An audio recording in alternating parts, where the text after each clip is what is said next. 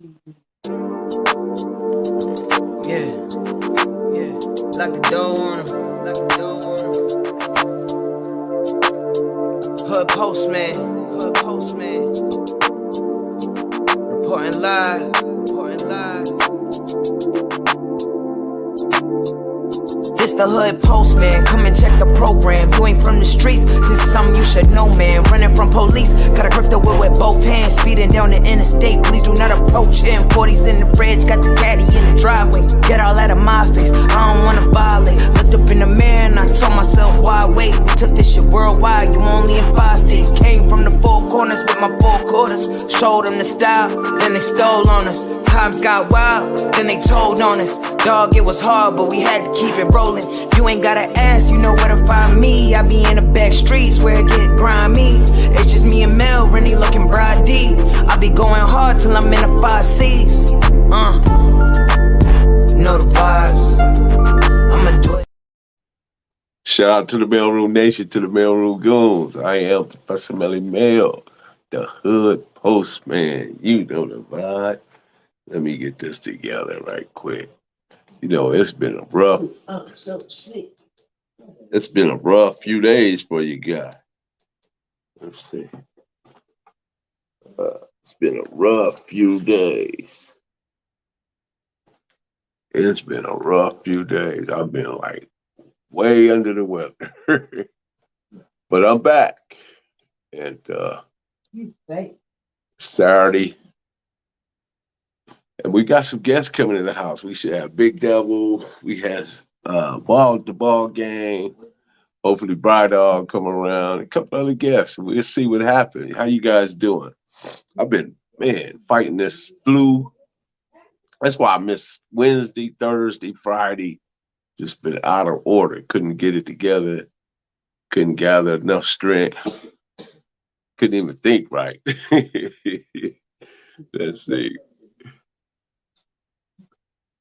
Also, yeah, we got just big topics to discuss. Let me hold on. We got a lot of topics to discuss, and we're gonna be going at it tonight. You know, we got multiple people coming in. We got the ball game at it. We got Christy coming in. We got Big Deb. Big Deb did his thing today, man. Y'all, he jumped on the grill today and did a tri-tip for me. Came out really, really, really good. Shout out to the ball game. What's going on, ball game? What's happening, man? How y'all doing? We're doing real good. We got Christy Love at the top. What's going on, Christy? Hey, how y'all doing? We doing good. That's right. All right, what's happening, Miss Christy? Much respect, baby girl. Likewise. What's going on out there in the Diego ball game? I've been under the weather ball game. I don't know if you know. Yeah, you told me that you've been kind of feeling bad. It ain't, it's just that time of year. We're a little older, so we gotta protect ourselves against these viruses and all that other, you know what I'm saying, all that other bull crap. You gotta make sure that you keep your hands washed, stay out of people's faces. You know what I mean? All those types of things, So, you got to be more careful, big bro. That's all. Yeah, it's really been going around. But there's been a lot of multiple topics that's been coming across. I've been really wanting to talk about, like the reparations, California reparations. Governor Newsom is really taking a hard look at it, talking about giving every black person, every foundational black person. He want to give every foundational black person a $223,000 each. Shout out to Blue Eyes. We got Blue Eyes in the house, y'all. We want to get each person $223,000. So I've been looking at that. I got to read up on it a little more and find out exactly how it's going to be implemented. Or are they going to actually pull the trigger? I think there should be some. I think there should be some parameters, you know what I mean, as far as, because some people, man, they're going to run straight to the Mercedes dealer or the Bentley dealer. We shouldn't be doing that. I think people should take this money and invest it, buy some property. Here, man. Let me stop you. If they slide me $223,000 on top of what I already got, You dig what I'm saying? I'm already gonna go. I'm looking for a couple of pieces of land that I can build some affordable housing on. So some of our brothers and sisters, you dig what I'm saying, can be able to move into, and solidify their families. That's what I would be on with this type of paper. But go ahead, Yeah. big homie. I didn't mean to interrupt. No, no, yeah. I think that was a great interruption because you definitely need to be uh, forward thinking on it. I'm on live, and Rob, I can't talk to you right now. Yeah, that was Rob trying to call in. I can't talk to him right now. Yeah, but yeah. So yeah, And what's your kind of thoughts? What would you stipulations. do, Christy? You said what's my thoughts on it? I think that'll be Yeah, I think what that would you would do? be I think that would be actually lovely. I think that would be great, but to the people, would that be enough? Because sometimes you can give something, but sometimes people are not grateful for the little things that they do receive. So the thing is, it's like, is the people gonna appreciate that? Are they gonna be thankful for that? You know what? If they don't, that's all I got to say. Well, If they my thing is, don't, my thing is just to follow up on just to interject on what Chrissy was saying. I don't think it's enough, but I don't think that I could never say that $200,000 is enough money for the suffering and for the lives. You understand what I'm saying? And that were lost, and some of the horrific things that we used to hear, how these people back in the days used to do the indigenous slaves when they first came over. 200,000 ain't no paper, you dig? But at the same time, I appreciate the gesture from Newsom for even putting it out there, because as a governor, you know what I'm saying, you got other governors that now have to kind of take a real serious look at this and say, okay, is this something that we're going to be willing to participate in? Because you got to think about it. California is still a different beast because we have our own economy. shout California out to don't Big Devil. necessarily. What's up, Dave? How you doing, my brother? Yeah, All and right. that's true. I think due to the fact that we got our own economy, actually California could be its own country. It really can. That's true. That's true. That's true. It could be its own country, and I think that how California is set up, I think that's probably what they can afford to do for each foundational black person. That's just my belief on it. I'm sure they did the numbers without it hurting the state economy. Anybody want to hit this? What I else think you drinking, brother? Hit it for me. Hit it for me, ball game. I hit it for you, Dave. You know what I'm saying? But let me welcome everybody to the chat, man. We got some people in the chat room, and shout out to Blue Eyes for joining. Shout out to Terrell out there in Vegas, Devon Cutmore. We got man Swartz in the house. We got E Money out there. What's going on, E Money JS? We got Dominic Mayweather. Got everybody in here, man. Salute to everybody, man. Monique Man, you just Monique named off a lot of Juanita, good people, man. Pertina. Blessings to all these people, man. Blessing to everybody in the chat, man. Man, shout You out know to what the I'm saying? mailroom goons in the mailroom nation. I am Professor Melly Mail, the Hood Postman. Man, be sure to click the notification bell, like, subscribe, and share. Drop a comment down below. Because when this dope content hit, it's going to feel like it's the 1st and the 15th. Well, I mean, we started off with talking about this reparation thing in the state of California, which I think is a great thing. And but we want to get into the family unit and how the dynamic of the keyway in the Don move, how I don't think we quite understand how it impacts us, and I think we don't understand exactly how can I put this, because I don't want to offend none of the ladies out there, nothing like that. But what is their take on it? Where do they fit into this grand scheme? And I think Big Devil has some couple of questions in regards to that. And I know, ball game, you got something. Keith Cross, what's happening, man? You out there in Istanbul? So I mean, as shout out to the BAM as well. As we go, we'll figure out how we navigate this night, and we'll figure out, we'll try to stay on topic. If not, sometimes things change. What's good, Especially Big with the Devil? ball, What you with the got? ball Background. game. I can't hear. You can't hear? Yeah, I can hear you. We can hear you, Deb. Yeah.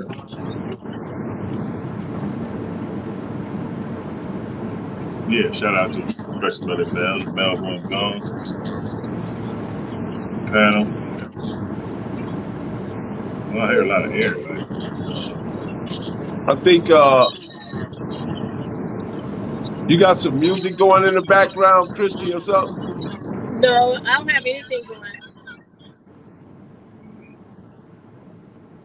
Okay, that's better. Okay.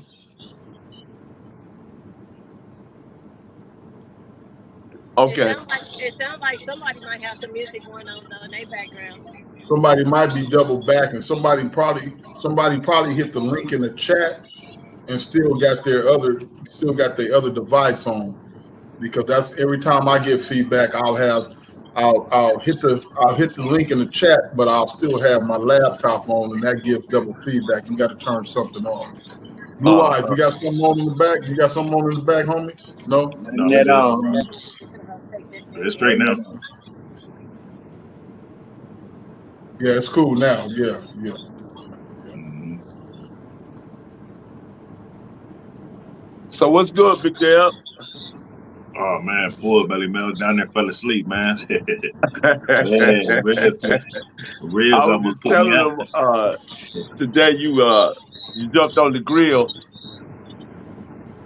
Yeah. But yeah, the question was, I had the question to the people in the chat, women, men, whoever. In your household, who eats first? The man eat first, or do the kids eat first? That's a good one. But for me, I kind of went against the grain. I'll always like to feed the kids first,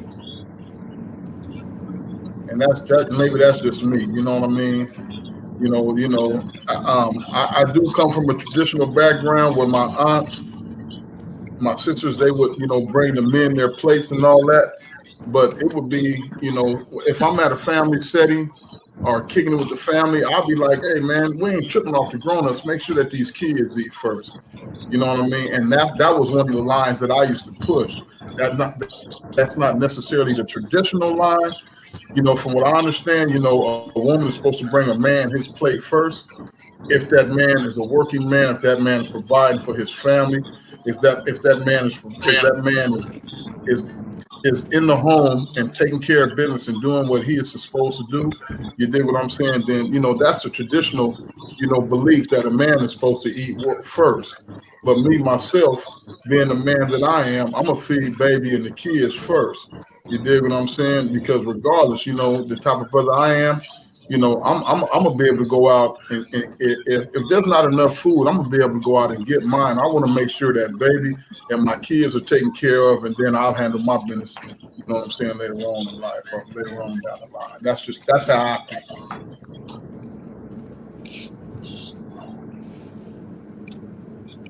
Right. What does she think about it? What's her name? That's Christy up there. Oh, Chris. Oh, okay. Yeah. Yeah, I'm back. Sorry about that, y'all. Yeah. Is that Matt? That's Matt, huh? What up? Yeah. Those Blue Eyes. Yeah. What's that? Hey, that's Matt. Yeah, I need some glasses, money, man. I think. You can't see, Dev. Nah, man, that's it, man. See So, how but close I'm anyway, sitting to the screen. ball game. Let me put it to you this way, though. Who come first, the kids or your wife? And that's a hard one. See, the thing is, you can always divorce the wife, but you can never divorce your kids. I don't know. That's crazy. That's a crazy one. You know what I'm saying? I mean, if everything is good, I'm gonna look out for baby. I mean, and then it depends on the age of the kids as well. You know what I'm saying? I would think she and I would get together and come to some mutual agreement. You know what I'm saying? That we take care of these kids first. Let me provide something for you. First and foremost, in order to get the kids, you have to find a woman, right? Yeah. You can in any instance, you never can, regardless whether it's the woman or the man. The kids are secondary. It's either the husband is first or the wife is first. The kids are secondary. You never Right. put the kids in front of your wife, and the wife is never supposed to put the kids in front of a husband. I'm talking about a husband that's getting up, doing everything that he's supposed to do, and a wife that's getting up and doing everything. So, because you guys are the leaders, you guys understand what it takes to run a household. So you got to keep the kids in their own space. And once they get their own house, then they can, navigate their path and how they want to run their household. But I see what you're saying. I get it. Yeah. Okay. And coming from that perspective, I get it. You know what I mean? Right. You have any thoughts on that? I would like to get more sisters in here so we can understand it a little more from their perspective. But right now we got Christy. Christy, what's your thoughts on that? You still in the car? You still in the car? Yo, if you still in the car, your Wi-Fi is too terrible. We can't even understand nothing you said. Nah. You got to get to where some Wi-Fi is. No, you probably ain't gonna hear me for like another 5 minutes. Then you can't hear me right now. We can hear you. You can hear me? Yeah. What you driving? Right now, but you know,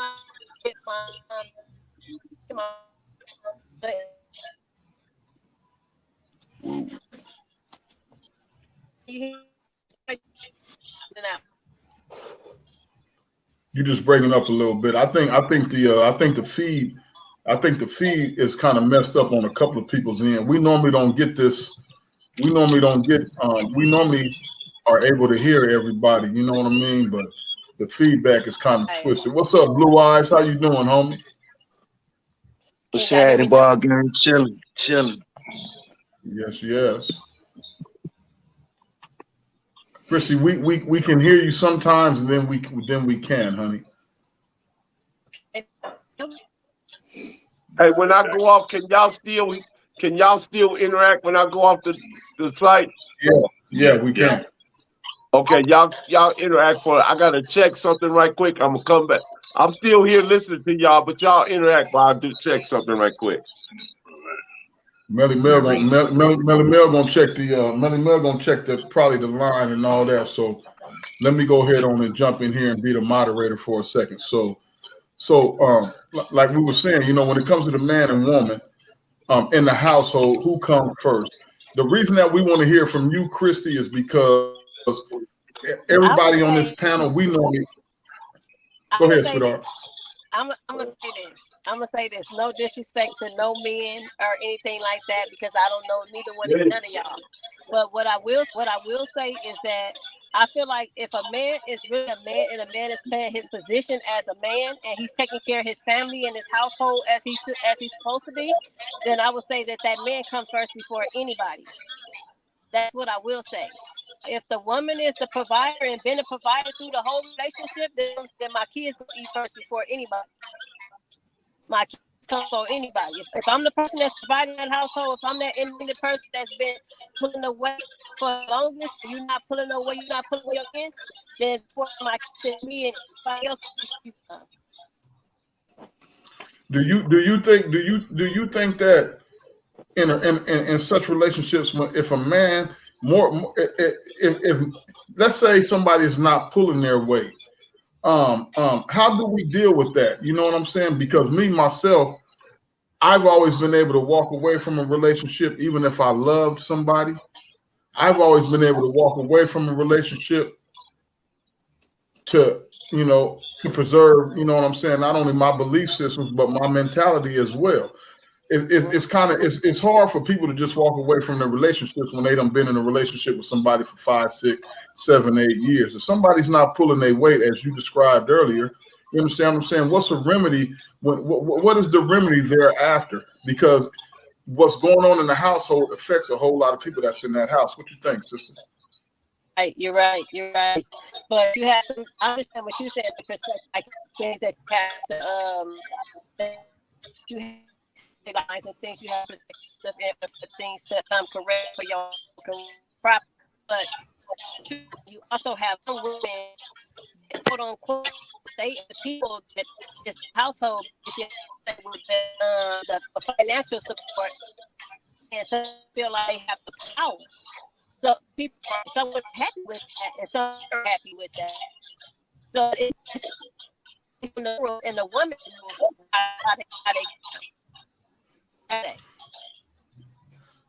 Okay, you were breaking up. You know what, Melly? You know what, Melly? You might have to stop this whole feed and restart it again, because there's a lot of feedback coming from Christy right now. You know what I mean? So you might have to restart and bring us all back in, because I want the sister, I want her message to be loud and clear. And right now it's breaking up. It's not loud and clear. I think Melly said, so he should be back in a second. So it's probably just a matter of seconds to be back in. Blue Eyes, what you think about this, homie? Shit, man. All I can say is, if a man takes care of home, then he's got to put himself last, man. Everybody else first. I think that's just us just being men. But I do understand where Christy coming from. You know what I mean? Because especially nowadays, in our community, the black man is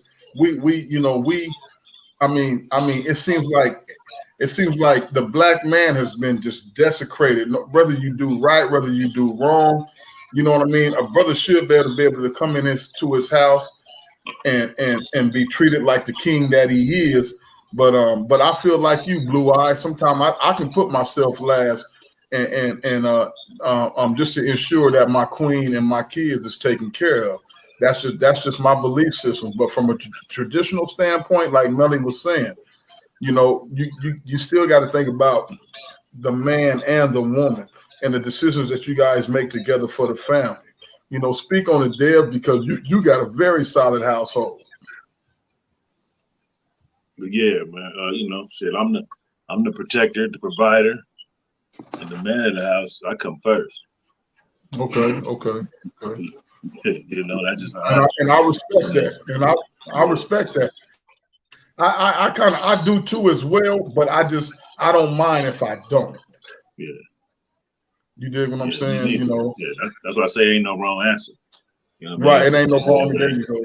However they doing it, however they run their house, you know. Yeah. Today he said he Chrissy, you breaking up, Chrissy. You know, y'all hear? Yeah, we can hear you, but you're breaking up, little sister. You know, it's such a blessing to have you on the panel, and now the feed don't want to act right. So y'all hear me? We can hear you, but you're still breaking up, little sister. Mr. Call at the end of the message, leave your name and number and any brief message if you like. What's going on, y'all? There's a feedback. Chrissy, she breaking up a lot. Yeah, it's because I'm gonna go. I'm see how from there. yeah, usually when you do this type of stuff, you got to be sitting somewhere. You can't be traveling. Yeah, so that's true. That's the problem.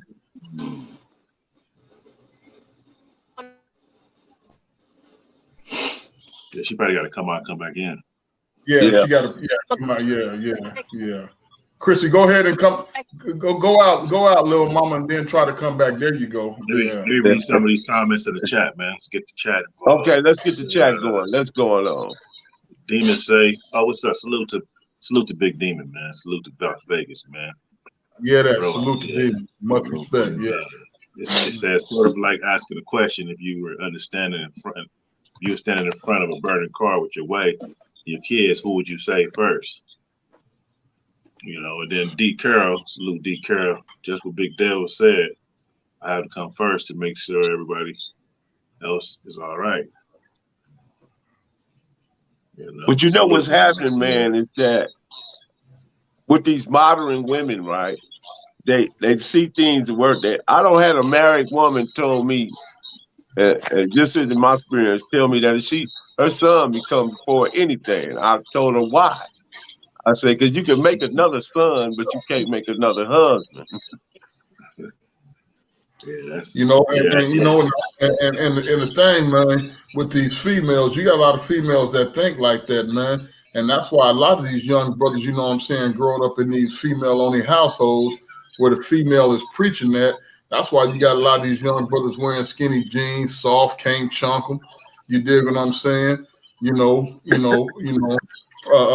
to homosexuality and all this other type of shit. You dig? You know what I mean? So, you know, it's because of that type of thinking, like that. We're just talking about in traditional households, kids they come before the husband or the wife. Yeah. Yeah, that's a good one too, right there. As your wife, your son come before your husband. Your kid, your son come before your husband. Who comes first? You know, even for a man, do your kid, your daughter, your sons come before your wife?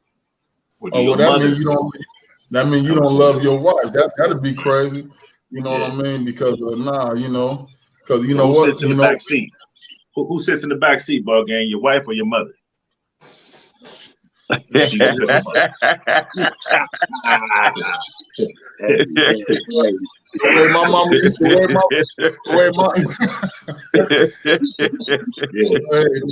way my mom used to be on my helmet, her punk ass would sit in the trunk.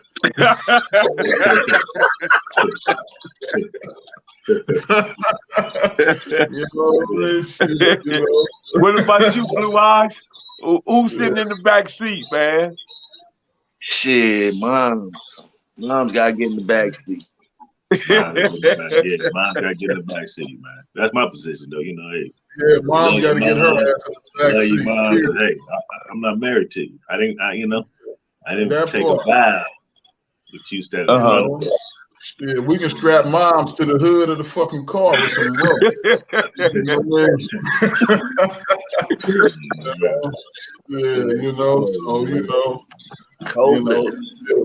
what I mean?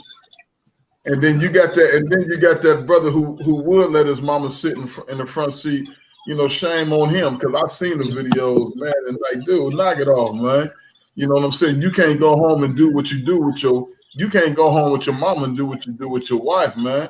You know, my mother raised 6 boys, man, and my mother was a beautiful sister, man, and my mother made sure that my brothers and I always had a clean house. My mother was a sheriff deputy, man. She was the police, so she knew how to chunk them things. You know what I'm saying? You know, my mother was a different type of woman. But man, when let's tap into that though, ball game. How difficult was it for your mom being a sheriff deputy? She had how many sons? 5? 6. 6. And I think the bulk of y'all was gang banging. How did that household work? It was very interesting, man, because you know, my mother she didn't start her career off as a sheriff deputy. My mother was a social worker, and she worked in the welfare department for a long time. And my mother was she was kind of like a philanthropist, so she did a lot of work in the community. So when she became a sheriff deputy, she already knew what the time it was with us. And when she was going through the academy, we used to, man, she would come home and we used to have all types of jokes for her. You know what I mean? And mess with her and all that old type of shit. But my mother, once she became a deputy, my mother changed, man. My mother became I'm gonna try to keep the comment to about a minute. But my mother, when she became a deputy, man, she changed, man. She became a different type of system, man. Her becoming a deputy, man, that career, man, that make people become pessimistic, non-trusting, all these types of things. And when my mother became a deputy, man, that system, you know, I said, it'd be times where me and my brothers be like, man, are we going to have to jump her when she come home today? You know what I mean? You know what I mean? You know, she became hard, man. And but at the same time, my mother still kept a loving spirit for her boys, man. So I appreciate my mother for that, because my father, unfortunately, wasn't worth a fuck. You know what I'm saying? You know. Did y'all beat him up or something? Did y'all run him off? What happened? Not well, you know. Well, my younger brother is the only one who has a different father. We did run his dad off. Once I put a pistol on him. I ran my mother's dick off. She was mad at me for about 5 years. You did what I'm saying? Because you know, I ran him off. I pulled a pistol on. I was gonna bust on him. Nigga, don't come up in here thinking you my daddy. But at this time, you know, my little brother, you know, was about 2 or 3 years old, and I was already stealing cars. Ooh. And I was already stealing cars and kind of gang banging when my mother was pregnant. So I was already, you know, just seeing her walking around the house with a big belly. Here it is, I'm 13 years old. That didn't sit right with me. And I never liked the dude that came in. So let me ask this question though, ball game. Do you think that the dynamics of the Keyway and the Damu had an impact on how we interact in our household with our parents and step parents? Because we was out there in the streets, and a lot of that stuff that we gathered in the streets, we transferred it to the household. You know, not knowing how disrespectful it was, how it was going to affect the household, and we just kind of just did with the H we wanted. But in reality, we were still kids. But we was making some decisions that affected the impact of the whole household. But I don't think we really understood everything that went with that. One thing I would say about my brothers and I, we would communicate with my mom. So my mother would tell us when we was getting out of line. And as a matter of fact, my mother would tell us when we was getting out of line by busting us in the head. Remember those little thick yellow phone books that you had to go through to look up numbers?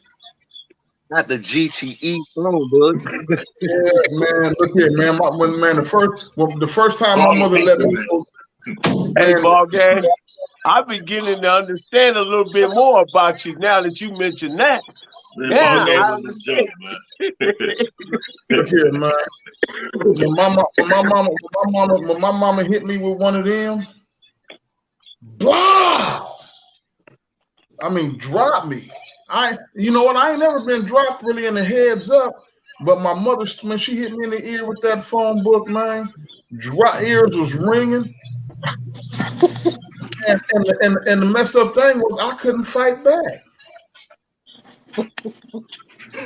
What Blue Eyes? So what was your ordeal? How did you handle this circumstance?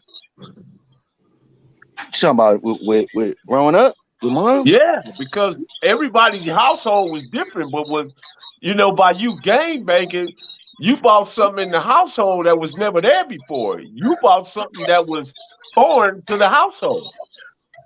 Oh right, she really didn't understand what was really going on until she actually seen the aftermath of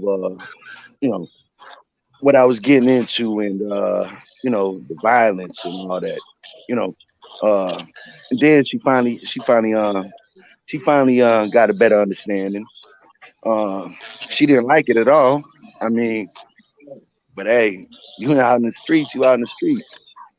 So now we back to de-escalation and the cost of being a G. I'm gonna kind of stay with these topics because I think they play a real big part in understanding the dynamic of the Damu and the Kiwi, because if we're going to find some resolve and we're going to have conflict resolution and conflict management in our culture, we got to understand how impactful these things was, that and how harmful they was, not just to us, but to the family, to the wife, to the children, to the kids, and so on and so forth, et cetera, et cetera.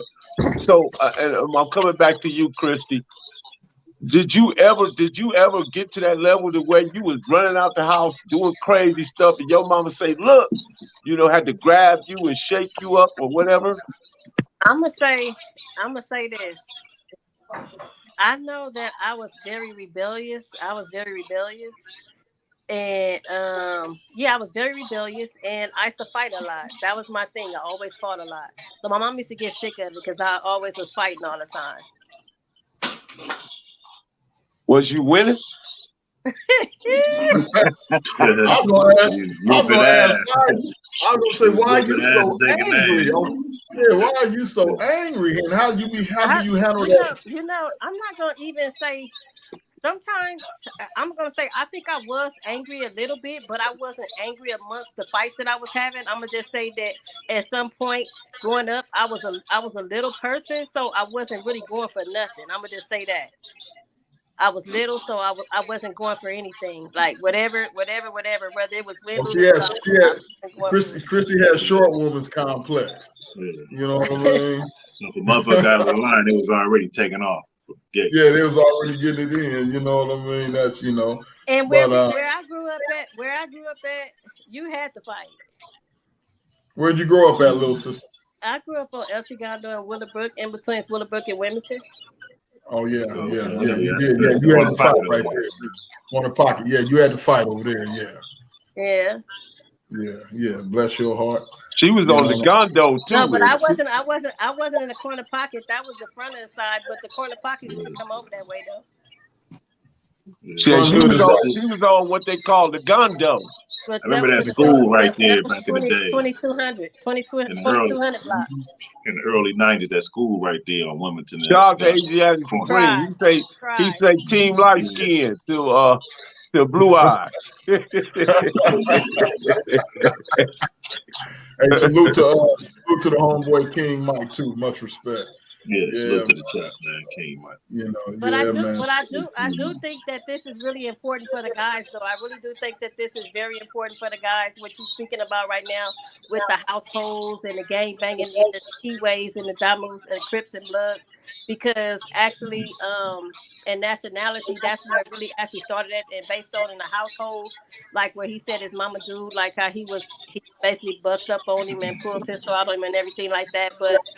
It's crazy because in nationality, when you think about the situation, us now as we grown-ups adults, it's time like to change the diagonals and where things went wrong at, because that's what's going on in the households right now today.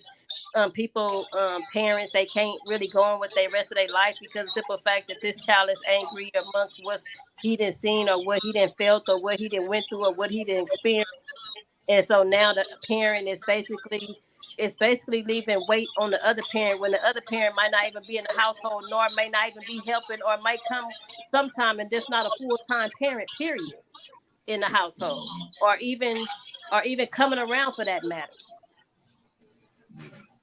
Right. Yeah. Good point. Yeah. And it's very important. I say now that, and I say not like that. I feel like a lot of guys don't get. I've been saying this for a long time. I feel like a lot of guys don't get the recognition that they need, even though that it's a thing that a man. If you make a kid, you should be able to take care of that child. But some people still walk out on their kids. It's people that never had kids before, but taking care of seed that never ever came out, but treating that child as such as if it's really theirs or they had it. So I think you give props to men that's really what's in your background, Christy? That's not my background. Who's that background? Is that your background, ball game? I ain't got nothing on. What you hear me? Let me talk. Now. Wait a minute. That sounds like you, Melly. You the coach. Okay. Let me make sure my computer is off. I can't hear nothing. I can't hear nothing. Salute to the Game Bangers Life Coach, man. Go check his channel out, man. Yeah, the Game Bangers Life Coach. Yeah, I like that brother man. too. Yeah. Man. Y'all go check. Oh, he in the chat? Yeah, he in the chat. What's his name in the chat? Game Bangers Life Coach. Okay, I don't never be catching that. Oh, there you go. What's up, buddy? What's up, homie? Yeah. Go check his channel out. Bring him in. We got the Game Bangers Life Coach. We definitely need to bring him in because he got something he can say about all this. Yeah. He stayed over there in Alpine, over there in the Palms and shit, man. He knows a couple people. Let me send him because we definitely could use a life coach. I told you I got a therapist that I'm gonna bring in at some point. Hey, check this out, Melly. Another thing, man, on Foolish Fridays, man, this is a little off the record, just but I'm serious when I say this, man. We got to do a segment on men who like fat girls, man. Ball game. We ain't doing no heavy lifting up here, bro. No, we ain't doing we got to do a segment on that, man. We got to do a segment on that. They've been getting at me about it. Melly. Ball game. We can't do it, man. We ain't into heavy lifting, man.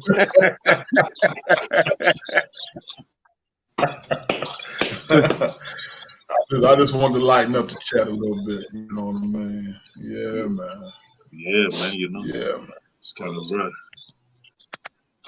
rough going up. Yeah, man. but this is a good topic, Melly. I'm glad that you thought about bringing it up, man, because we do have to realize how. About that. That's big deal. Oh, well, excuse me. Well, Quince, you know what I'm saying? Good topic, man, because we do have to realize and we have to look into how our activities as game bangers impacted our actual individual family lives. And then it also taught some of us not only how to be men, but how to take care of our seeds and our wives and keep them away from the bull crap. You know what I mean? Because I have a daughter that's 34 years old who's a police officer in Atlanta. You know what I'm saying? And I kept my kid, my baby girl. She works for my middle girl works for Southwestern, and I got my baby boy Mikey, 23 years old, about to get his master's degree because I was able to keep them away.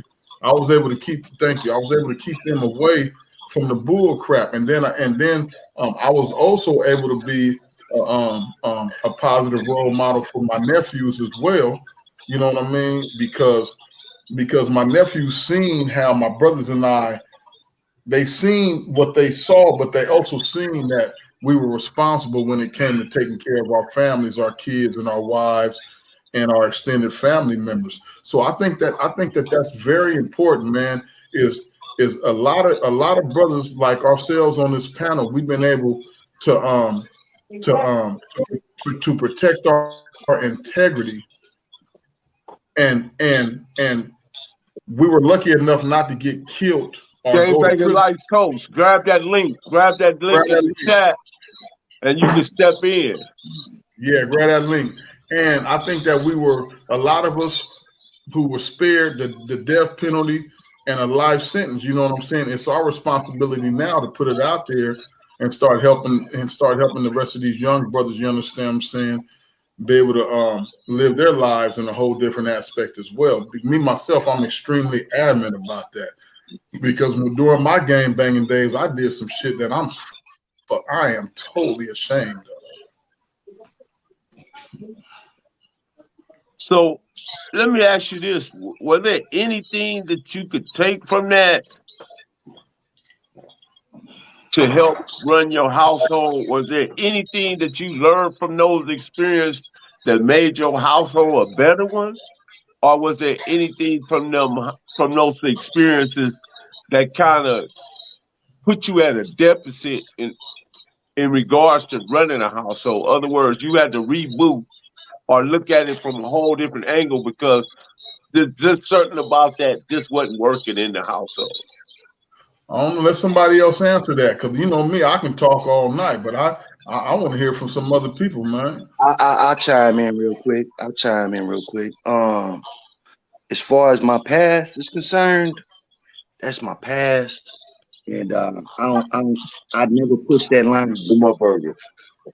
I never push that line out here, man. And with that being said, the only thing that my sons have seen is just the work ethic. You know, all I do is work, come home, work, come home, work, come home, and I repeat that process. And besides that, though, what I did show is how to stand up for yourself when no one else is around. That's an important You know aspect. what's interesting about this is that we became aware that this was a bad thing because we didn't want our kids to follow it. So we was aware that we was doing something wrong, you know, because we didn't want our kids to be a part of it, you know. So, but why is we so steeped in it to where even to the degree where you see dudes still in their 60s saying cuz or saying blood or, you know, not really being respectful to the generations that's coming up under us, still holding grudges or still like don't wear red or I don't wear blue or just using some ridiculous terminology to define who they are as grown men.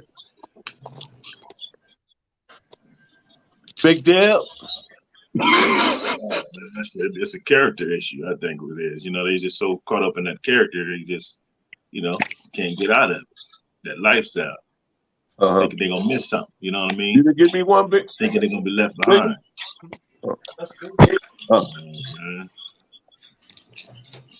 Yes. When I was coming up, I thought that being a father was buying Pampers and milk and candy. I didn't know how to run. You know, I was a teenager with kids. You know, but I was living that street life. So, but once you figure out you had to feed that child, clothe that child, provide for that child, you understood that there was a whole different dynamic that went along with that. Yeah, but I was absent mentally and physically. I was absent out of their mind. You know. Even though I want to say this, right? Women, children, and dogs are loved unconditionally. Men are only loved providing they provide something. Say that again. Men are only loved when they provide something. Really?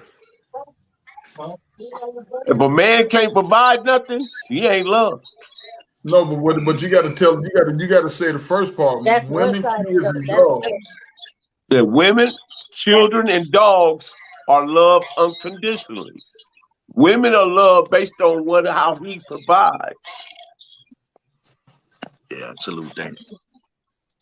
Not by all. Not by all. Not by all. Tell me, well, give us an example. Because some people being loved by not what the things that's of the world, like what you can do for them. Some people is really love people just because that's how they was taught to love. Not because what you can do for them, because you can love somebody, you can love somebody and they might not have anything, but in the process, you know that they have to do what they have to do in the long run, because love ain't gonna pay them bills. But at the same time, I believe that you still could be loved without what you do for a person. The moment a man can't pay no bills, that woman gonna kick him out. That's just fact. Yeah, he gotta go. Get your ass out of here. Hey, is that 89 and up out of Inglewood right there in the chat? Salute to 89 and up. Go check his channel. Check his channel out too. 89 on up, homie. But you know that's going both ways right now. Yeah, now it is. Yeah, it is. It's going both ways now. You know. It's like you bringing home the day. Yo, that's my man. That's my little. As soon as you lose your job, fuck that nigga. and you know the crazy part about it, like how they say. I seen a capture today where a man said that his father had him to get a job when he was young, and his father asked him, like, "Do you know why you have to have a job?" He said, "Yeah, to support myself." And he said, He said, you know why? He said, went to buy everything that you want to buy. He said, and I knew exactly what I wanted to buy then. So basically, he never wanted to be tied to a woman. He never wanted to be married to a woman. He just wanted to pay a woman for sex. So, and go about her business. And he go about his business, no strings attached. But what little did he know, because it still was soul ties being played. But at the same time, it's men doing the same thing right now. Men is living off of women. Women living off of men at this point right now. So that's why I give props to the real men that's out here really that stand 10 toes down, that's doing what they supposed to do. Because you got a lot of men out here that's not men anymore. They like women. You know what I mean? Even with the communication level, it's like men nowadays they talk more than women. Things that's getting outside, they speaking about shouldn't even be spoke about. You know what I mean? Just a lot of things is being spoken and put in the universe that shouldn't be placed there. That need to be So cleaned. what you're saying is the gender roles, they done changed. Yes, it has. Yes, it has. And you know, and that's a different topic within itself. But What you think caused that? yeah. Sometimes a man could be baby too much. Sometimes a parent never taught them like that they got to get out and work for it. You just never know. Whatever their mindset might tell them. Real spit.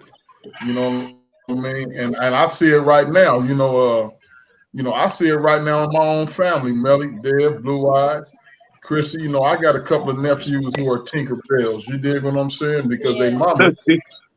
Hey, You know, I'm gonna play y'all a clip, and y'all listen. A lot of these clips I play is not what I believe. It's not my opinion. It's not necessarily what I agree with. But, however, I know there's two sides to a coin. So I just want you guys to be able to look at somebody who's a trained therapist, who's a life coach, how she put it perspective. I want y'all to listen to what she said.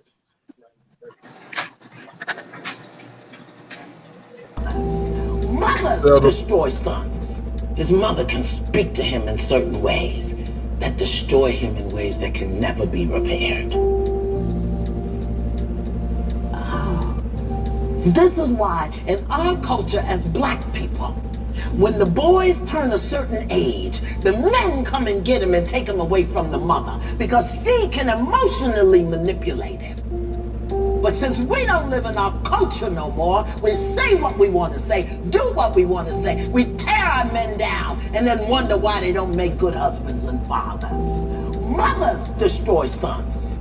His mother can speak to him in certain ways that destroy him in ways that can never be repaired.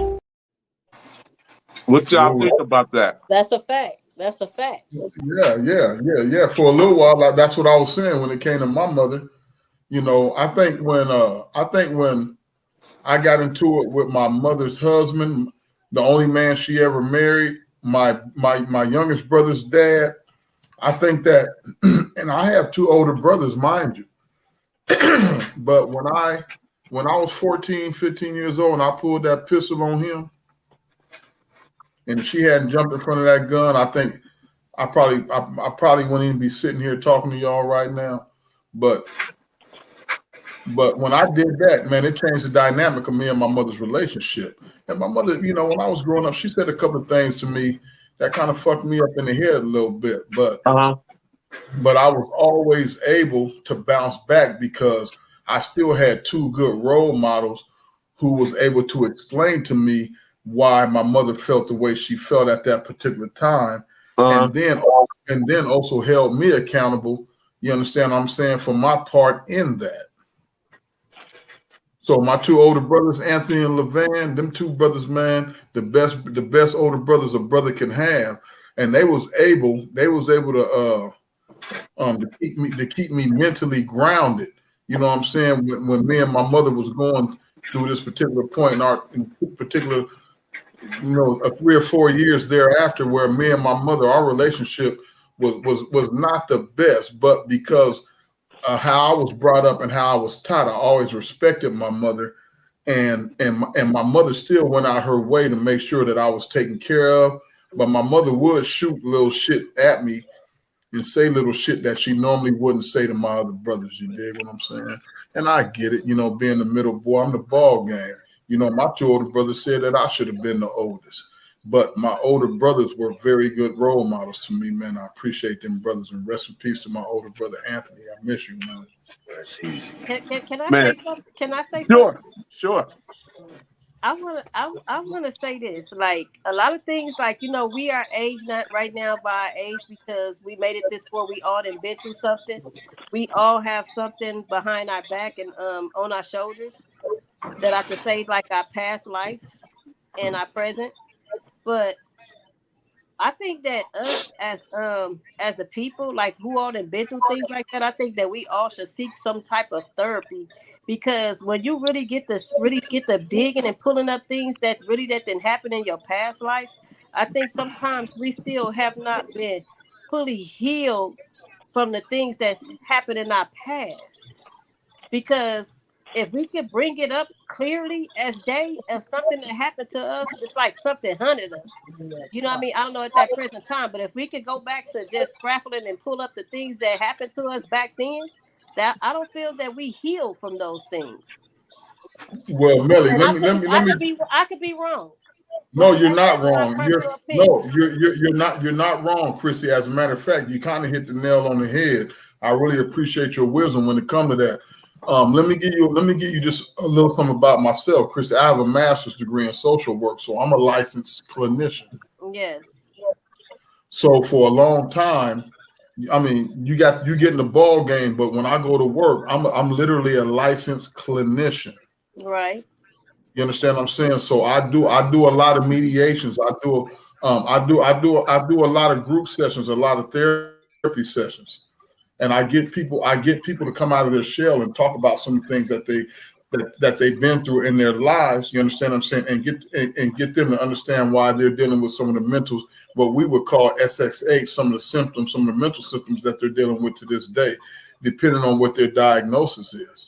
So I understand exactly where you're coming from because for a long time, I thought seeking therapy was some sissy shit.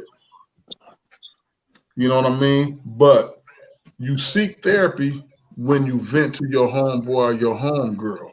If your homeboy or your homegirl is you don't even realize whoever you vented to, Christy, in the past, that particular person was your therapist. I'm gonna say this. I don't. That's I right. don't. I'm just gonna keep it real with you. That's how I can speak and say what I said. But I don't really vent to people like that. Only person I really vent to like that, and it's sad to say because I'm still in the process of healing right now. I'm not gonna lie. I'm not. I'm not in the process of still healing from my past and my present things that's happened in my life. You know what I'm saying? So I'm not afraid to say that nor ashamed to say that. But I don't really speak Shouldn't be. about my issue.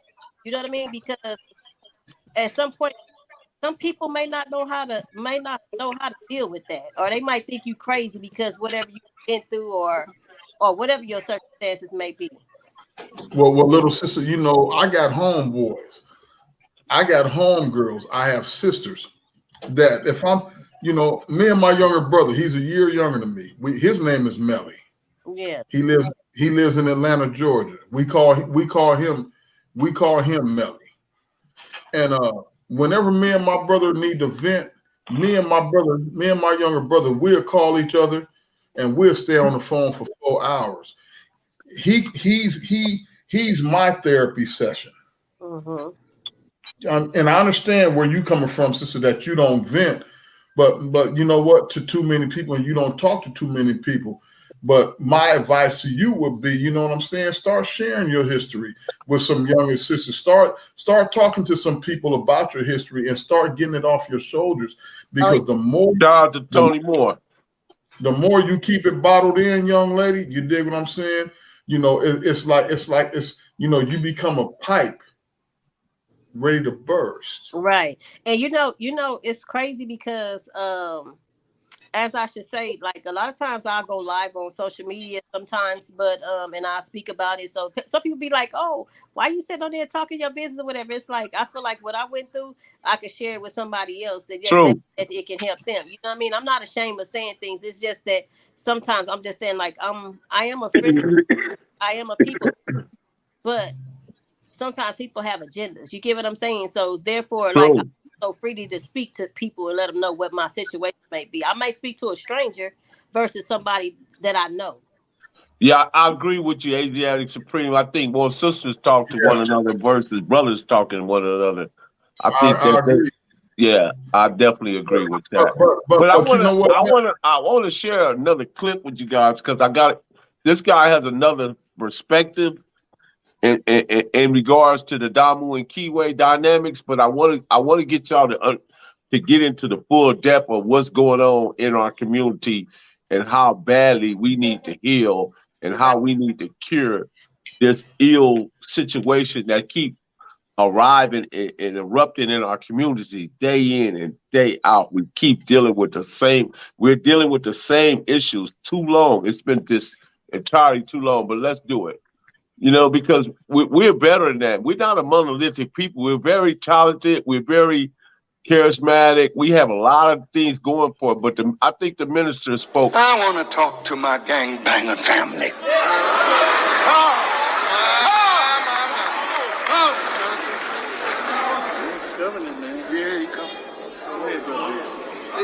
You make it very difficult for me. Go ahead, say that. Go ahead. In the 60s, we knew who the enemy was.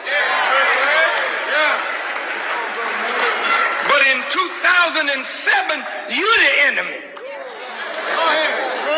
It's black people killing black people. Black people robbing black people. Black people raping black people. I'm talking to you.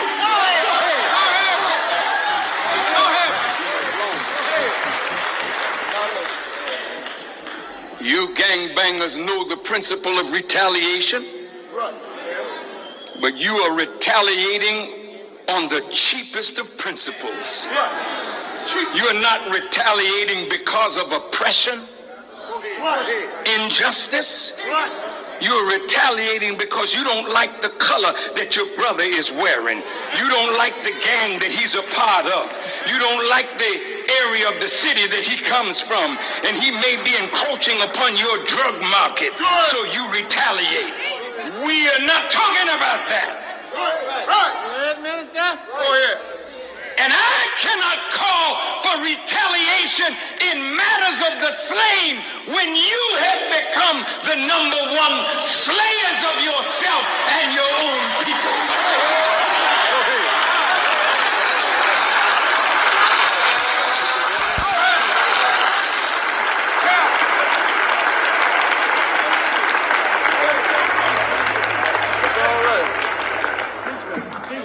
The 60s were different. Yes, sir. 50 years later, the context is different.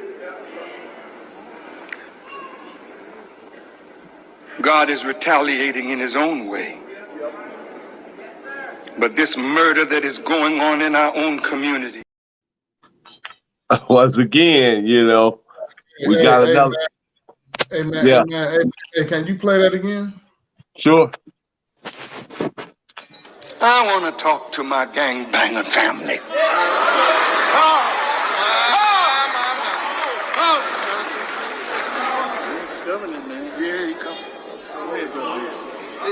You make it very difficult for me. Go ahead, say that.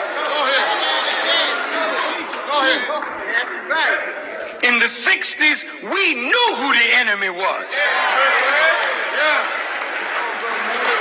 But in 2007, you're the enemy. It's black people killing black people. Black people robbing black people. Black people raping black people. I'm talking to you.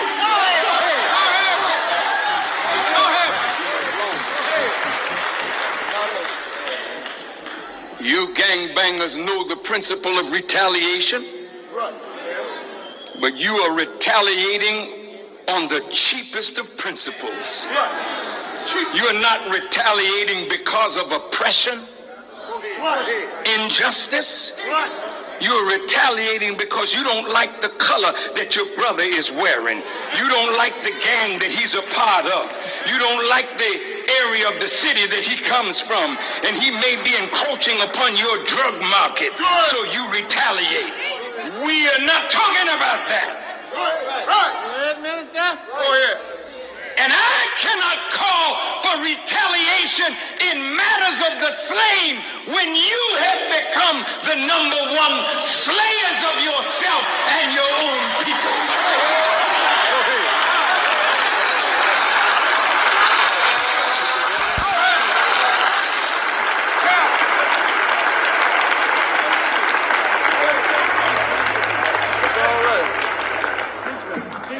The 60s were different. Yes, sir. 50 years later, the context is different. 60s was different. He right. This man said that in 2007. We in 2022. We still dealing with the same door thing. The very same. Nothing's changed. That's because the lessons has been learned. Well, there's a flip side still to that coin, is that you still got a lot of brothers and sisters who are woke. You have a lot of brothers and sisters.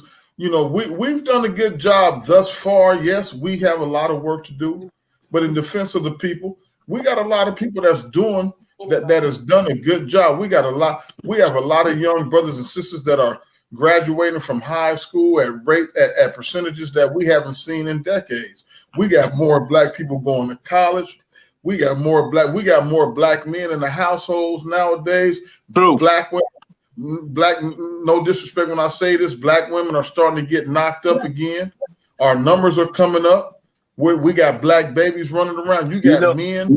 Let me finish this point, Millie. Yeah. You keep stop, big homie. You got right now the black community. They will always want to show us clips like what we'll always see a clip like Minister Farrakhan, but they'll never show you, or they will never let us know.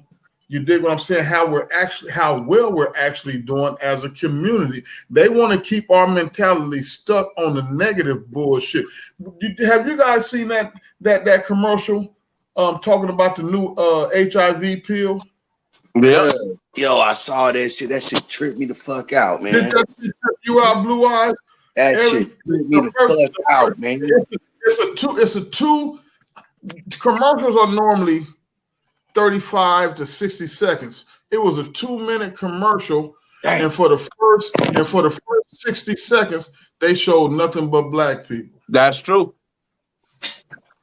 Guess what else they do? The census is a lie. There's more than what black people in this country than what they say there is. Our numbers are larger than what they say they are. I was telling you that, man. They keep telling us that we're only 13% of the population. You motherfuckers, knock it off. We're about 21% to 22% of the population, and out of that 22%, at least 18% of us can vote. So what's going on is the number of black people that's going to prison are actually going down. Right. The number of black people who are able to vote, the number of black look at man, don't get me started, god dang it. Now we'll get started. The number of black people in this country who are actually doing well, the percentages are up. You understand what I'm saying? Right now, we got 7 black billionaires in the United States.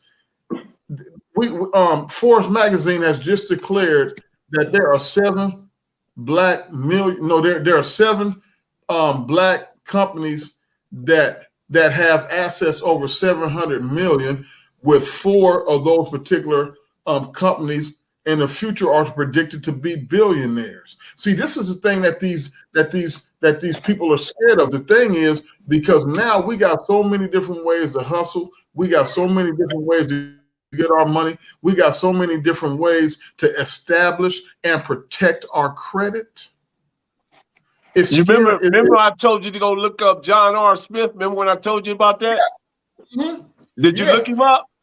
No, I put him on my. I haven't looked him up, Melly. Just to be honest with you, big homie. But I scribbled him on my to do in my pad because I get so many different people hitting me up. Mike, go look at this. Black billionaire. Black people don't even know who he is.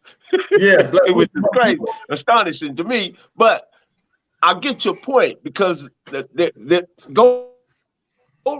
the thing. You go blackdemographics.com.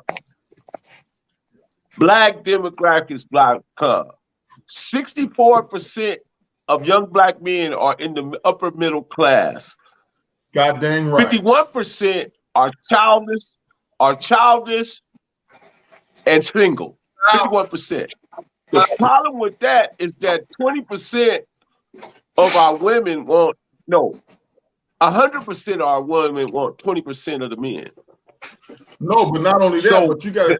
But Melly, out of that percentage that you just spilled, we still have to take in consideration that 20% of those men who we're talking about, childless and make this particular money and all this other type, 20% of these motherfuckers is fags. I heard that you can't say that on YouTube. I'm sorry. Point. That made a big point. You know what I'm saying?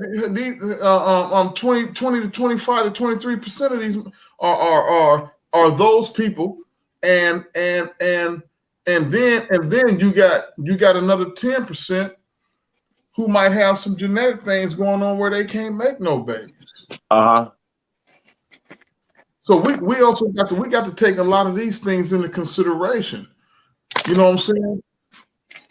The main thing that's going on with our community right now is still the fact that we are too quick to harm, hurt, kill, be jealous. Look at this guy right here. We're gonna sit here and look at you. See, this is what's wrong with our community. Regardless, let me tell you something. The first person that ever told was Adam. If you go back to the biblical text, Adam told.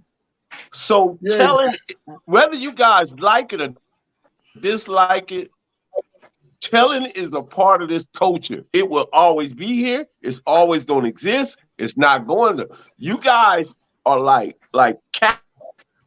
cafeterian Christians to me, because you go through a cafeteria, you choose what you like, and you leave the rest.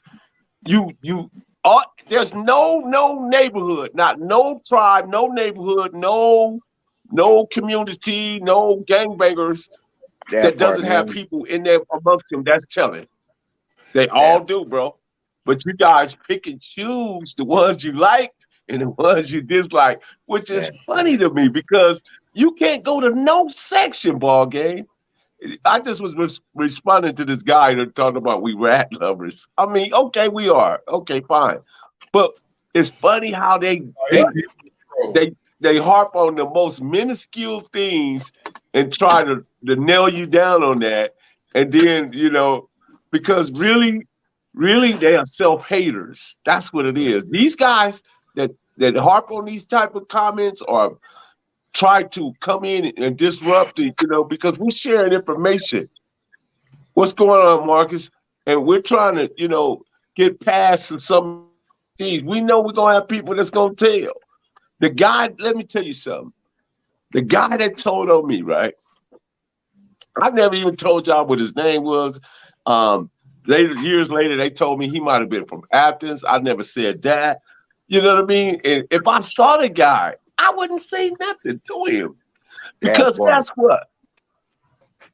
I allowed him in my business. So the accountability belongs to me. Well, look, Melly, it's not what he did or what he said or anything. I'm not mad at him. Go ahead, Bob. Well, me, big homie, I feel you, and what happens is you develop that particular concept and that way of thinking because of your maturity and the person that you are. I'm still My thing is, Rodney Scott. and I want you to look at the back and forth Asiatic is having. Asiatic is deep. That's my guy. Yeah, Shout out Big Lady.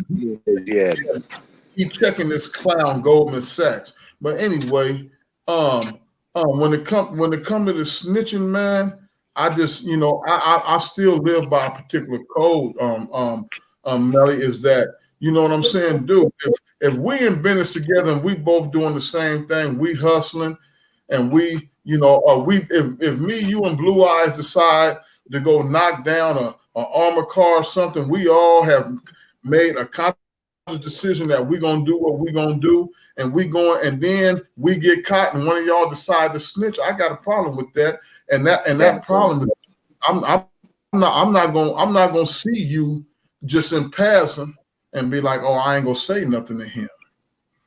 I just come from a different background. You know what I'm saying? But that's fine, ball game. But if you gonna say something, other words, here's my point, right? My real point is that if you gonna call these guys out, don't tell me about it. Go ahead and bust his head. No, hold on. Yeah. Hold on. I'm talking about us and I said the individual. Now, what happens to other people's bull crap? I don't offer an opinion on that. And the reason I don't offer an opinion on those things is because when you don't know something and you're not a part of something, you shouldn't be speaking on it in the first place. Man, they be way in Alaska talking about people in California. Telling So I've always believed in, you know what I'm saying, not in putting my opinion into something that's so sensitive, because these topics is sensitive, man. And they are. But you know what? We do it with a smile, though. That's it. We do. But we still have to understand that when you do it, you understand what I'm saying? You have to expect the feedback that's going to come from it. You dig what I'm saying? And be able to deal with that accordingly.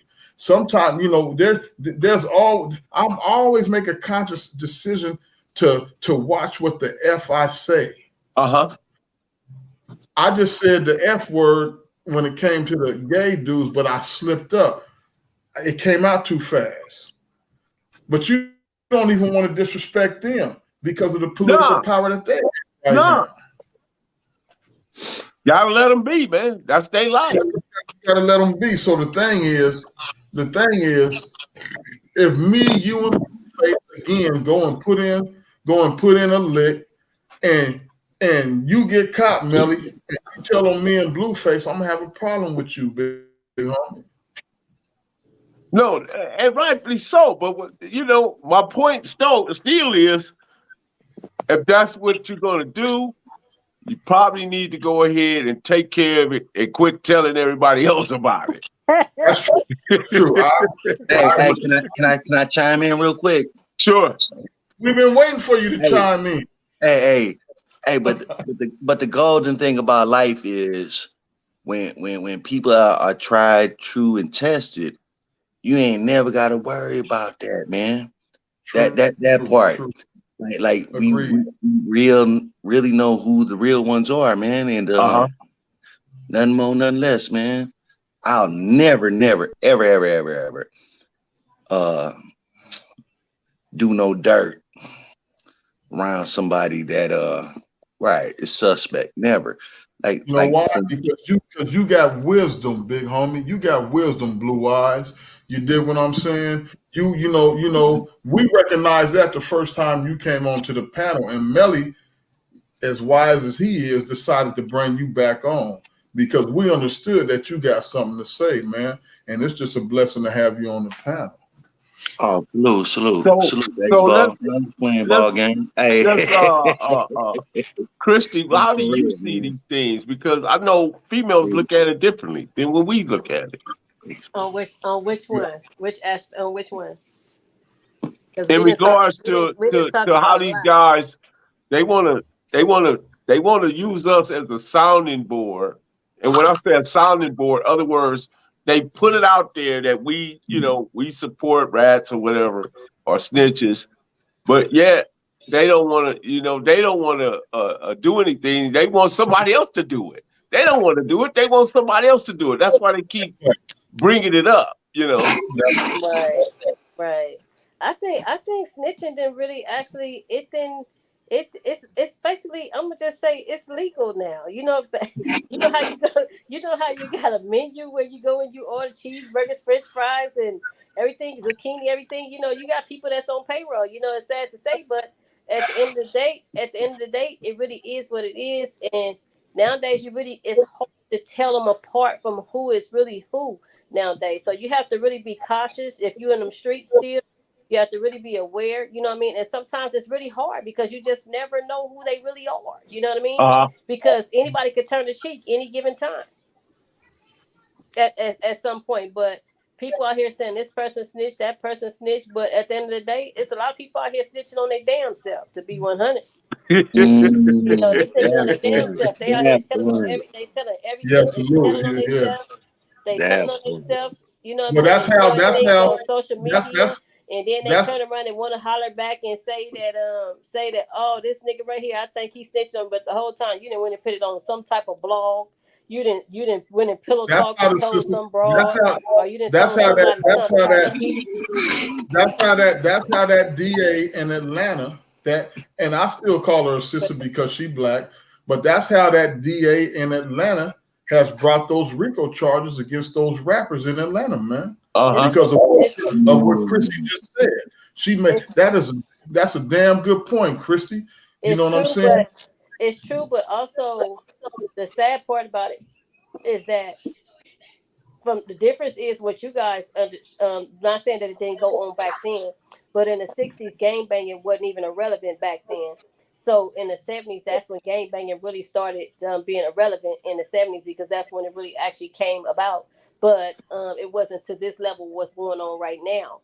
But what I will say is that the people that was back then in the 70s, in the early 70s, in the early 80s, or whatever the case may be, things was more strategic back then. Things was more quiet back then. Things wasn't like, well, this, that. None of that. It was basically like, even the guns that they had sometimes couldn't be traced back. You know what I mean? So the things that they doing now, they basically in the 70s, also the laws were different. They was a lot softer. But you still back then, you still can get life back then still. So at this point, if you bust on somebody, it's just that the laws then got more enhanced now. Ain't nothing private anymore. Like even in our houses, we thinking that it's private. Ain't nothing private in the house. If they want to, the TV is listening to you. You know what I mean? The TV, the computer, your phone. Right. It's nothing private anymore. So what's that lady named Siri and Alexa? They all listening to you. Hey, you know what's so funny? You know what's so funny, man? I stood in front of my TV one day talking to it, and I said, "Man, I wonder who's listening." Just on GP, just I don't know. Maybe I was going through something, but I stood in front of TV talking shit to it and thought somebody was listening. You know what, though, man? You can be having a discussion about a product or something you looking at or something you want. The commercial will somehow either pop on your TV or in your phone. Will come up. Yeah. Come up. Hey, you can have a Siri versus Alexa war, man. It's just funny as fuck, man. That's just funny as fuck. You know something? What's so crazy is I just thought about something. Every individual on here that been from somewhere, then stumped the yard, then 10 toes down, and was really submitted in what they did and was submitted to, as in what set they was from, loyal to the soil. But at some point, if you look at your age now from the time that you was back then and the time that you is now, it's changed that then came about because we're able here now to discuss it and talk about it, and even actually somewhere in life hope for change. You know what I mean? For the new generation that's coming along now. But what I'm trying to say is that at the end of the day, we all know that we didn't play a part in some things in life that we know that we should not have played a part in, but we have to live with it. We have to deal with it. And at this point, you're right, Tony Moore. Algorithms are definitely taking over everything. Algorithms Algorithms are picking up. Algorithms know everything that's being said, done. They got you stop at a traffic light. There's cameras at every traffic light. The doorbells. You can do something right here on my block, right? Before you get off this block, there's gonna be 3 or 4 doorbell cameras pick you up. Then once you get to the other corner, the traffic light. Once they get a link to pick you up on one camera, it hop from camera to camera to camera to camera until they narrow down where you went and who you are. And that's another reason why, Big Brother just ain't cool. The only thing it's cool for is to catch one of you dumbasses doing the stupid shit that you out there doing. That's for anybody to even have that type of still have that type of mentality to think like, in the 70s and 80s, we got away with everything. You can't get away with nothing today. Not it's only temporary. It's only temporary. You temporary will get away. But once they finish going through all the routines and all the checks and algorithms and cameras and stuff, man, they're gonna have you bang, partner. Yeah. You better be what they say every day you step outside your house, CCTV has you 5,000 times a day. See? Also, Asiatic Cream, that was a Wonder Life in the 70s. There was Wonder Life, 5 to Life, 7 to Life, And in youth authority, you could commit a murder and only do 2 or 3 years in the 70s. Oh, you can't happen now, but yeah. Yeah, but it was a gang of homeboys that had murders when they was 15 and 16, and came home when they was 21. Yeah. Yeah. You know what I mean? So the laws are different, but I don't like Big Boy. I don't like Big Boy in the sky, man, looking at everything that I do. I just don't like it. Listen, man, when I caught my Fed case, right? Can't control it. I caught my Fed case, right? Them people I still got my binoculars, y'all. Them people had a picture. People had a picture of me blown up like a poster. Remember them posters you could get at the record shop? You put it in your bedroom and it'd be like this one behind me. They had one like that of me reaching down, getting between these 2 spots where I used to keep my stuff at. Man, they saw, I don't know how they took that picture. It either was a satellite, it was a drone, or it was a helicopter way up in the that I never even saw. And them people had that picture. Right. After that man wore that camera and wore that microphone on me, it was nothing else. It was nothing I can do. I was caught. Right. Dead bang. The game done changed. And the fact that he came over there and set up the control buy, because originally the control buy was done with this other dude.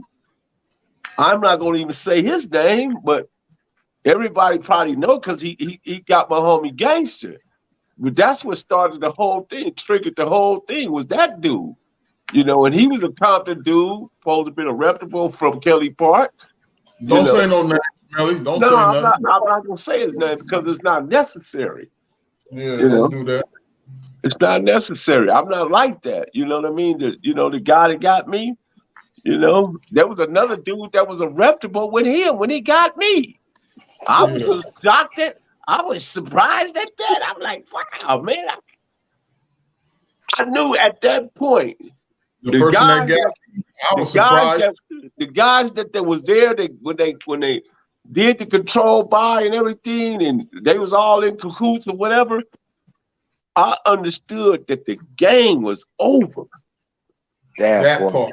The people that you think you can trust, or the people you think you can believe in, I don't care how down you think they are, how many murders they don't got, or whatever you think you don't see them done and all that. Man, they will tell on you quicker than the cat lick his behind. But here's the problem.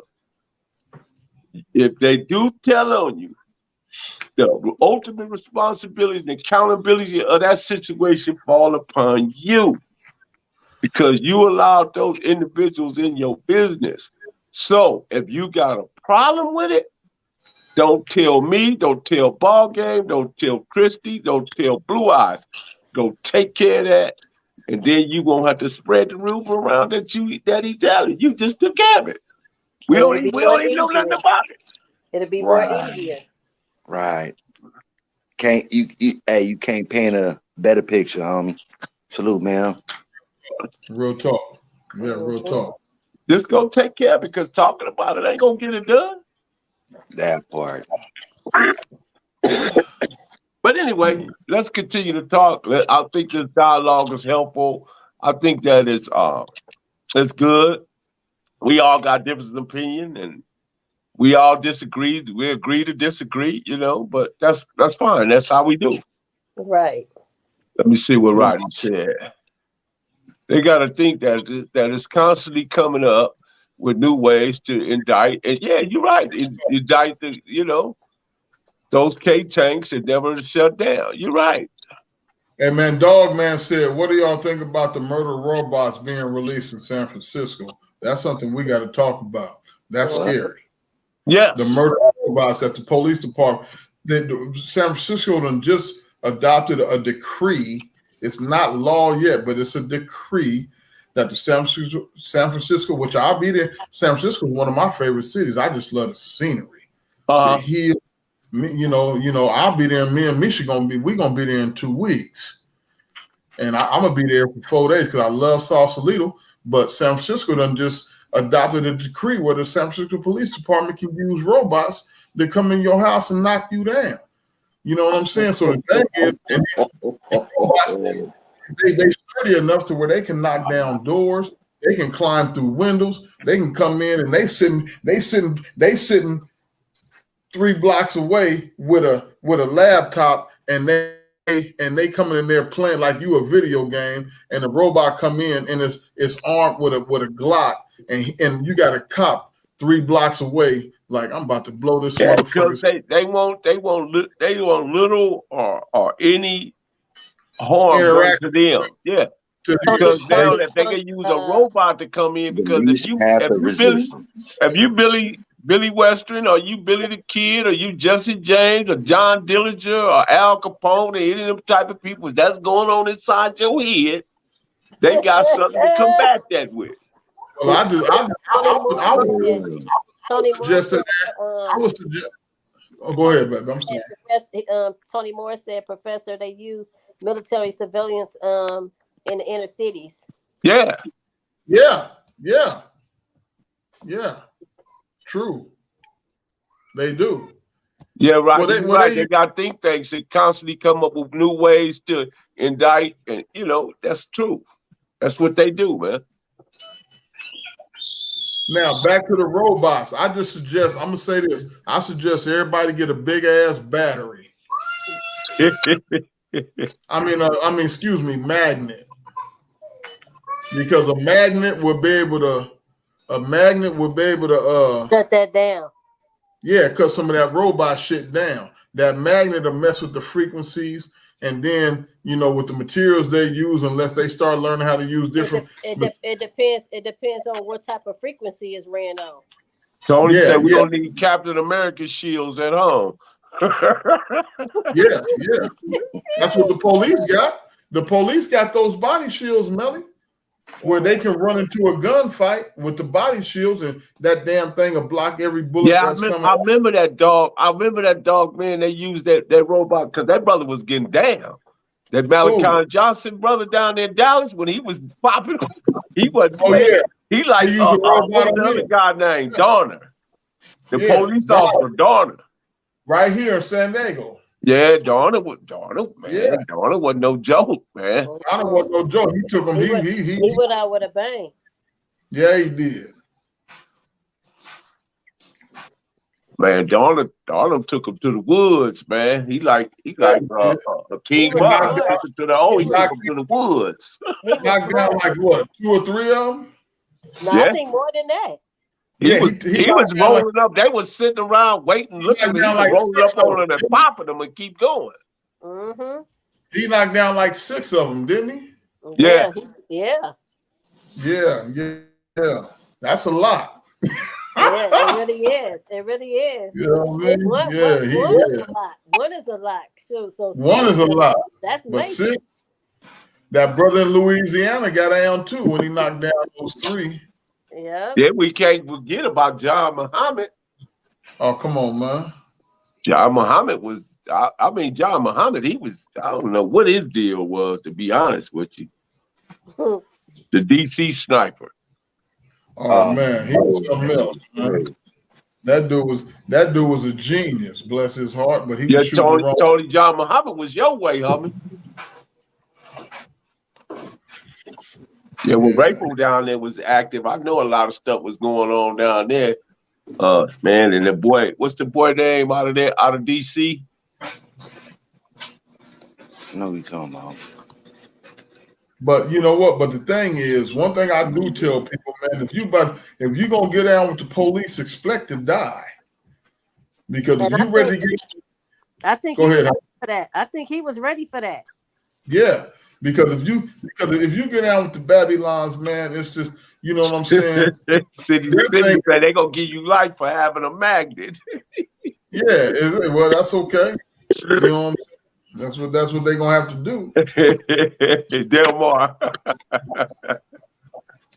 I already got a remedy for them fucking robots. And maybe we should stop talking about it on this feed. They probably listening right. They probably ready to come get us That's right exactly now. what I was about to say. Hey, They probably ready to come get all 4 of us right now. You know what's They're so crazy? You know what's so Go crazy? ahead, because Kanye West was just saying like you can basically like the power of the tongue is powerful. So if you say certain things, you can get blackballed. Like you could be really telling the absolute truth, but you could get blackballed just by what you speak. It could be power, and you didn't rub some people the wrong way because you spoke and said whatever you said out of, you know what I mean? They feel that you speak it out of terms. So well, that's why I said that's why I said, ooh, I said the F word. That wasn't good. Hey, and somebody on there Melly, don't quote you got to crop that out, Melly. Yeah, because somebody on there speaking on it. Yeah, you got to crop that out, Melly.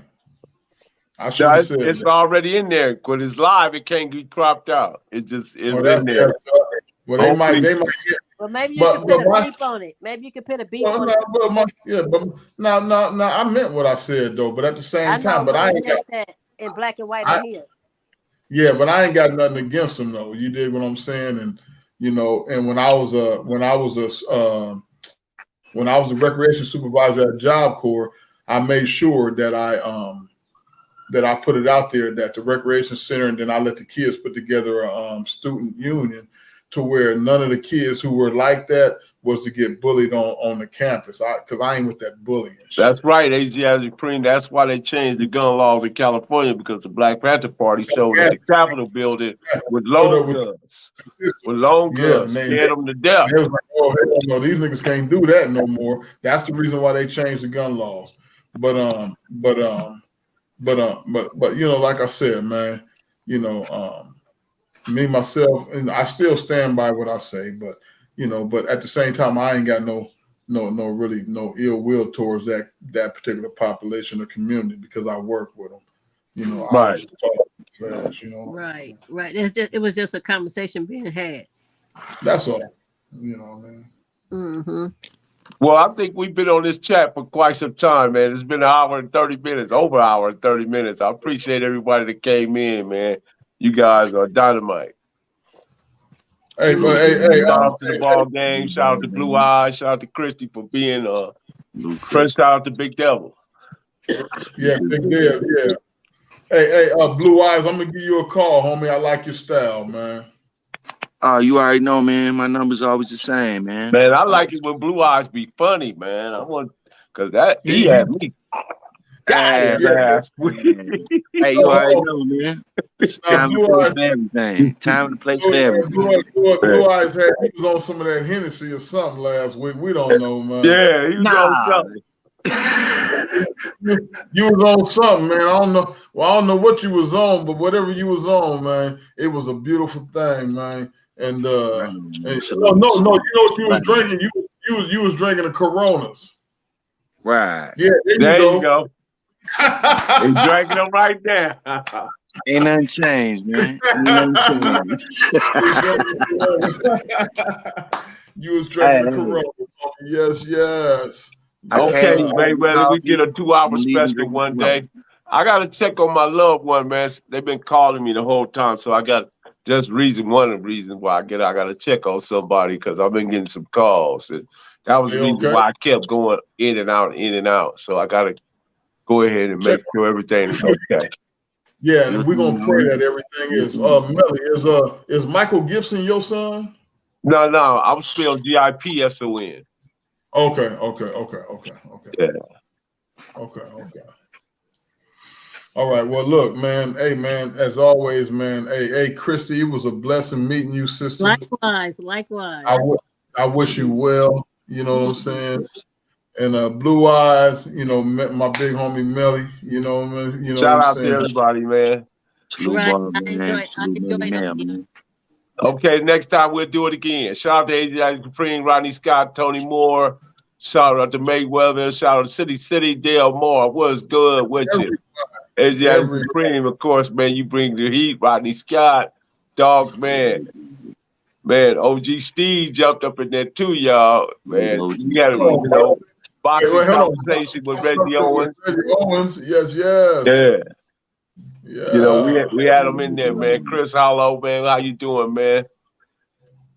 Man, just shout out to everybody, man. Once again, I am Professor Melly Mel, the Hood Post, man. You know the vibe. Click the notification bell, like, subscribe, and share. Drop a comment below. Follow Ball Game. Follow Chrissy. Follow Blue Eyes. I don't know where Blue Eyes gonna take you, man, but trust him. He man, he way over in Boston. Y'all might wind up in Maine or something messing with him. Shout out to Boston. Hey, salute. All right. Salute, man. I love y'all, man. Right on, man. Till the next time, man. Yes. Yeah. Lock the door on him.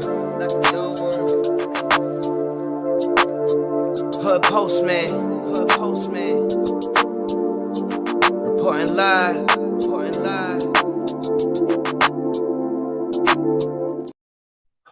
Hood Postman, y'all go ahead and lock the door because we are gone.